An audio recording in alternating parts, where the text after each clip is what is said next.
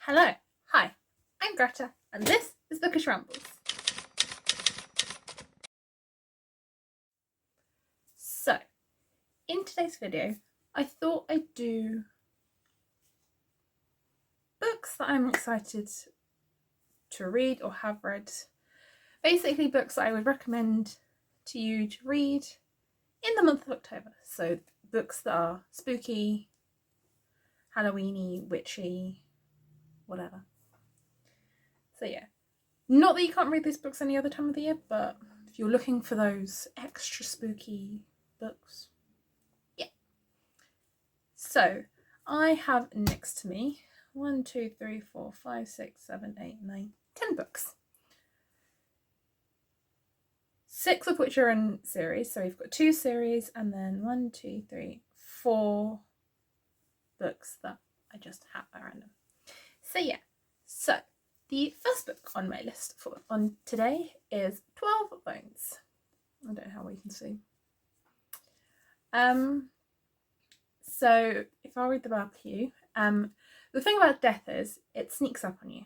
17-year-old seer Charlie and his new boyfriend Sam know that the dead can't hurt the living. It's ghosts who need protection from dangerous soul catchers, and the boys have promised to keep them safe. But when a powerful force interferes with their defences and a brutal attack leaves them questioning everything they know, the boys realise that there is more at stake than they ever imagined.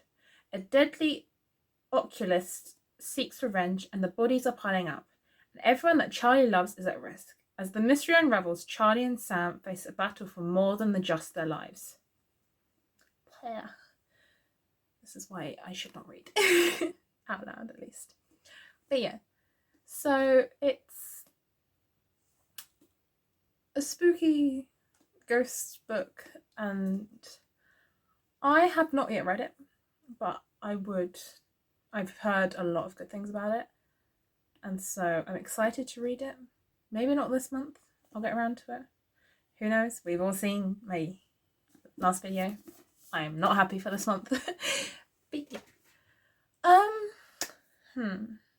We'll do a series. Actually, no, we'll do another standalone.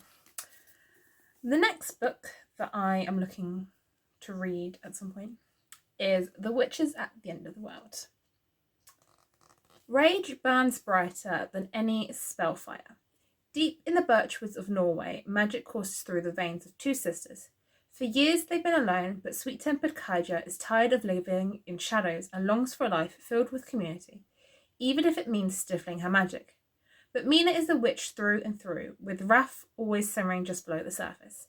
Different as they may be, both will never forget the day they were driven from their village, the day their mother burned. When Kaija leaves to pursue a new life, Mina is left alone in the darkness of the forest. Devastated and outraged at the betrayal, Mina casts a curse to punish those who took everything from her. What she doesn't realise is that this act will incite a deadly chain of events. Soon it will destroy everything, including the life Kaija has lovingly built.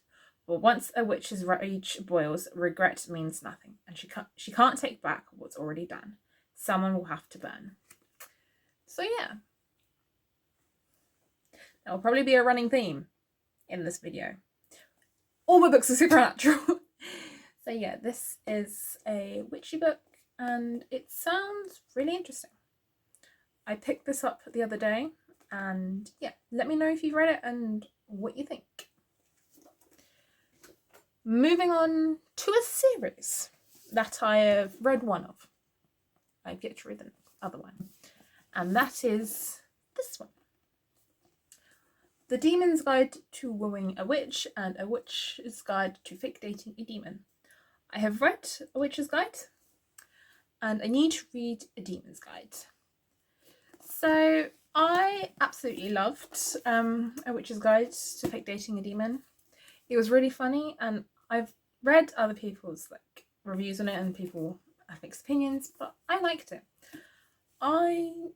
It's a funny rom-com, if you want, with a bit of magic here and there. Essentially, Maribel, who is our protagonist, is crappy at magic, or magic that her mum wants her to do. And so she's trying to do all these really high profile magic spells, and they keep backfiring on her. And she eventually just accepts it, kind of. And yeah, she ends up summoning a demon on accident. And yeah, so the story goes from there. And together they figure out that something's poisoning the forest, and Maribel tries to save it. And yeah, I would definitely recommend this book if you're like looking for something for like the Halloweeny witchy time of year, but you're not looking for like rage and death and murder and something. But if you want something cute and like rom-com-y, definitely would recommend. And yeah, I would need to get around to reading this. I might, if I have time this month, on top of the other 5 books that I have to read, I might read this, who knows. But yeah. This I've read, I think, the first chapter of and the back of this book. And it looks really cute. Yes, cute. So basically the demon is kind of kicked out of hell because of a deal he made, and so he loses his memory, and he kind of has to like work his way back. That's what I'm assuming. And yeah, the witch hates him. So yeah, it'll probably be another like cute rom-com-y again because of the first one. But yeah, both of these books are by Sarah Hawley, and I forgot to mention the other 2. Yeah, the other 2 books that I've mentioned so far. So 12 Bones is by Rosie Talbot. Yeah. And then The Witches at the End of the World is by Chelsea Iverson. Yeah. I will leave the titles and the authors of the books down below, so go check out the section down below. So, let's do another standalone. For my next standalone, so 5th book that we've spoken about, 4th kind of thing, because we spoke about the series. The next book is Hex on the City. Things you should know about Poppy. 1, she's a witch. 2, she has magical hair. Sounds like Rapunzel. 3, she lives with Iris, the head of her coven, in a beautiful ramshackle house next to Highgate Cemetery. 4, she works at a magic shop in Covent Garden, but not real magic, as that would be highly irresponsible. Then Poppy accidentally sells gorgeous celebrity Axel Storm, all 6'4" of him, a cursed pendant. As all hell breaks loose, while sparks fly both in and out of the cauldron. So yeah, it sounds really like another rom-com. We can clearly tell that I am more of the rom-com, romance, nice, happy, but and not really the dark death kind of whatever. But yeah. So another book that I'm excited to read at some point, but would recommend.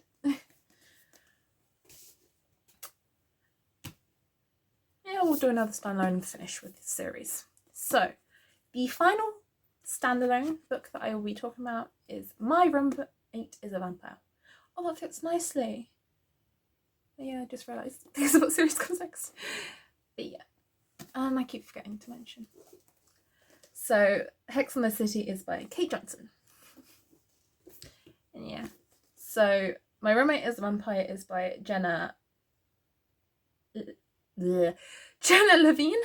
And yeah, Cassie Greenberg needs a new place to live, and fast. When she finds an affordable apartment in a beautiful neighbourhood, she knows there must be a catch. Vampire.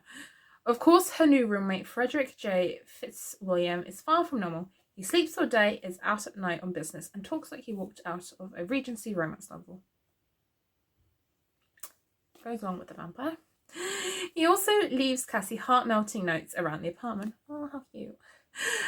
Always asks about her day and doesn't look half bad shirtless on the rare occasions they're both home and awake. There's no denying there's a spark between them, but there's also a secret. With true love at stake, will Frederick come clean? It's another rom-com. It's another romance. Cute.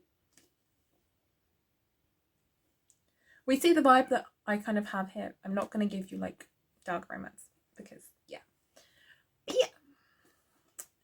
Would definitely recommend. I know there's a couple of people who've like not liked it, but overall the consensus is it's a great book. Moving on. We have our final series that I need to get to at some point. And that is the Filthy Rich Vampire series. I'm all yours. No, I am yours, all of me, my body, my blood. You can have both. You can have everything. Julian, I'm not going to pronounce this guy's last name, has a problem. He's single, and for the world's wealthiest vampires, the social season is about to begin. Julian would rather stake himself than participate in the marriage market. Yes, so would I. But as the eldest, most eligible guy of the family, he's expected to find a wife before the season ends, whether he likes it or not. I'm not going to read the rest of it because... But this sounds interesting. I think that all... Yeah, so basically follows Julian and Thea, who he ends up meeting, who's a cellist. Yeah, that is that. I am quickly running out of storage on my phone, so I've realised I'm like sat solo. But yeah, that's it for today's video. All of the books I've spoken about in the video today, including who the author by, because I've realised I haven't said it, but the series is by Geneva Lee.